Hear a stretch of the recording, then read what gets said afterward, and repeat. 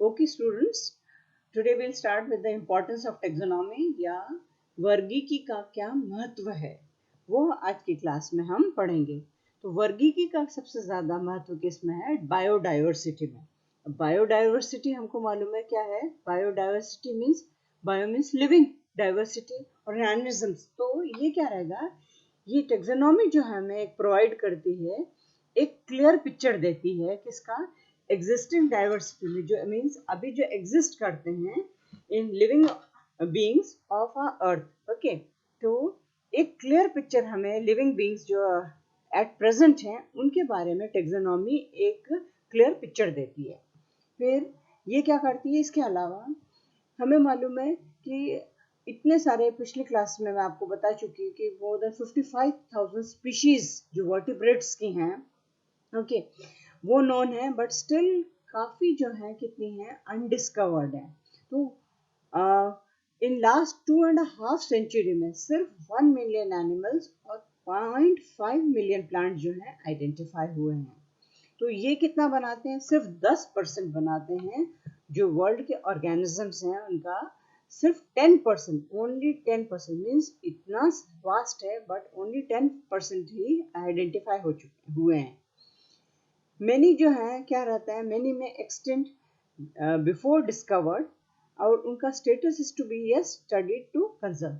So that means कि इतने सारे ऑर्गेनिजम्स हैं, और वो ऑर्गेनिजम्स हैं जो रहते हैं कि डिस्कवर होने से पहले ही खत्म हो जाते हैं, एक्सटिंक्ट हो जाते हैं, फिनिश हो जाते हैं। ओके, तो उनका स्टेटस को स्टडी करने के लिए, उनको कंजर्व करने के लिए we are, that is taxonomy is required. So that is the major importance of taxonomy. Second, so ये क्या करेगी, ये बनाएगी एक बेस ऑफ रिसर्च। तो इसी की हेल्प से जो रहेगा ये रिसर्च का बेस बनेगा और फर्दर स्टडीज में हमको हेल्प करेगा। बिसाइड्स दैट ये किस में यूज होती है, ये यूज होती है मेडिसिन में। तो मेडिसिन में that means in the study of economically and medically important organisms, जो important organisms हैं उनकी स्टडी के अंदर ये यूज होती है। इसके अलावा किस में यूज होती है टेक्सोनॉमी, एग्रीकल्चर में, पेस्ट मैनेजमेंट में, आइडेंटिफिकेशन ऑफ पेस्ट के अंदर भी टेक्सोनॉमी का बहुत बड़ा रोल है, क्योंकि we already know there are millions of organisms still जो हैं अनडिस्कवर्ड है। बिसाइड्स दैट ये किसमें, आइडेंटिफिकेशन ऑफ नेचुरल एनिमीज के अंदर भी हेल्पफुल है इसके, और इवन इन फिशरीज में भी टेक्सोनॉमी का बहुत बड़ा रोल है, फर्दर हम देखेंगे। बिसाइड्स दैट एटमोस्ट सबसे ज्यादा इंपॉर्टेंस जो इसका है वो है किसमें, कंजर्वेशन में।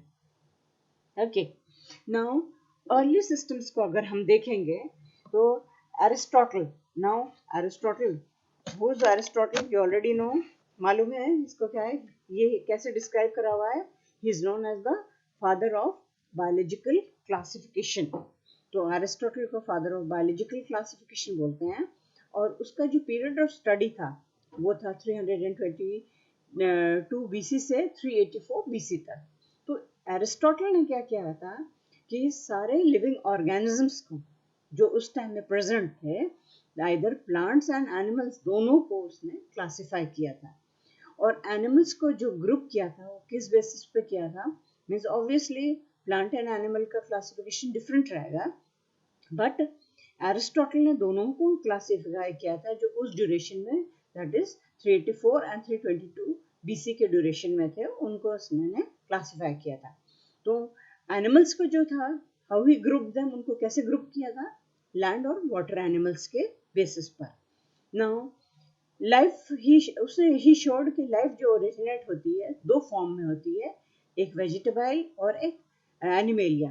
Means you can just say Plantae और एनिमेलिया, ये जो दो फर्दर बिग हैं किंगडम्स, उनके उसमें लाइफ ओरिजिनेट होती है। Obviously both are living, even plants and animals, दोनों का अराइज किससे होते हैं, सेल से अराइज होते हैं, दोनों ही they form the base of life.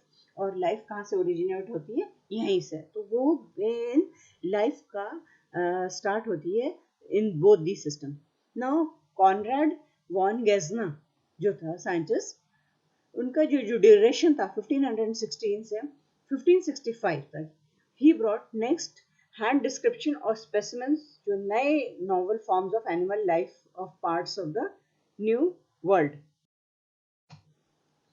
Then next coming जो most important है जिसका base जिससे start होता है taxonomy का, that is Carl Linnaeus. Carl Linnaeus, who was Carl Linnaeus? Carl Linnaeus, he was a Swedish scientist. Swedish scientist था, and he is also known as the father of taxonomy. Means कि father of taxonomy जो है किसे कहते हैं? Carl Linnaeus को. जैसे Aristotle को father of biology बोलते हैं, ऐसे कार्ल लीनियस को फादर ऑफ टेक्सोनॉमी कहते हैं. तो main we can just say कि जो टेक्सोनॉमी का credit we can give to Carl Linnaeus, and इनका ड्यूरेशन कौन सा था? 1707 से 1778 था. कार्ल लीनियस ने जो था एनिमल किंगडम को फर्दर किसमें 6 क्लासेस में डिवाइड किया. Classes Mammalia, classes Aves, classes amphibia, classes species, classes insecta, and classes vermes. Besides that, he introduced the binomial system of nomenclature. Means सबसे ज़्यादा जो important I told you binomial system of nomenclature जो है जिसे हम still अभी भी follow करते हैं, उसको किसने introduce किया था? कार्ल लीनियस ने introduce किया. Now binomial system of nomenclature या binomial system जिसे हम कहते हैं, what is it? Binomial, it is as it is understood, binomial nomenclature. Bi means two, nomial means name, two means two name का जो है, that means it involves each organism being given a two-part name using Latin as a standard language. Means एक organism को जो रहता है two-part name दिया जाता है, and that is called as binomial system of nomenclature. Now, since previous classes also I told you कि taxonomy का it starts with what? Latin language he use की जाती थी, तो यहाँ पर भी Latin as such एक standard language use करी जाएगी naming में इनके. Okay. Now, developed by Carl Linnaeus, this thing ये क्या provide करेगा? It provides a uniform means of communication for all people. So what is the importance of this binomial system of nomenclature? Binomial system of nomenclature का एक utmost सबसे ज़्यादा importance वो है कि ये एक uniform means of communication provide करती है.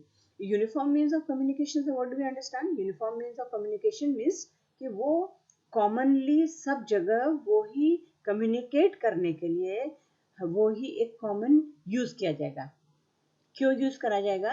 ताकि why uniform system is required? Because कि confusion avoid करने के लिए, confusion avoid करने के लिए by organisms with different common names. Just supposing organisms हैं जिनके different common names अलग हैं, तो उनका confusion avoid करने के लिए zoological names should be common. Okay. So like some people they have just they are named some animals, उनको name कर देते हैं according to the location where they are placed, where they are there. So since common names उनका avoid करने के लिए we would just get them through zoological names, and that will be uniform. तो the format इसका क्या रहता है? The format इसका जो रहेगा वो रहेगा genus and species. अब genus and species से what do you mean by?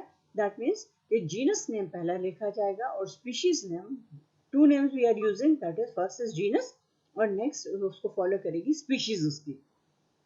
और we can just write G dot species, means genus को हम short में लिख सकते हैं and species you have to write full. Now supposing we take an example, Sardinella fimbricata. Sardinella fimbricata क्या है? A variety of fish. अब इसमें Sardinella क्या है? That is a genus और fimbricata जो है species है. तो जीनस का जो नेम है, अनदर एक और इम्पॉर्टेंट चीज है टेक्सोनॉमी की, that you should not forget, and that will be through out. आपको ये ध्यान रखना है जब भी आप क्लासिफिकेशन लिखते हैं तो जो जीनस नेम है हमेशा कैपिटल लेटर से ही लिखा जाता है, and it may be abbreviated by the first initial. So first we are just seeing, यहाँ ऊपर देख रहे हो आप सार्डिनेला, तो सार्डिनेला का जो फर्स्ट लेटर है वो हम कैपिटल लेटर से ही लिखेंगे, और स्पीशीज ऑलवेज जो रहेगी हमेशा किससे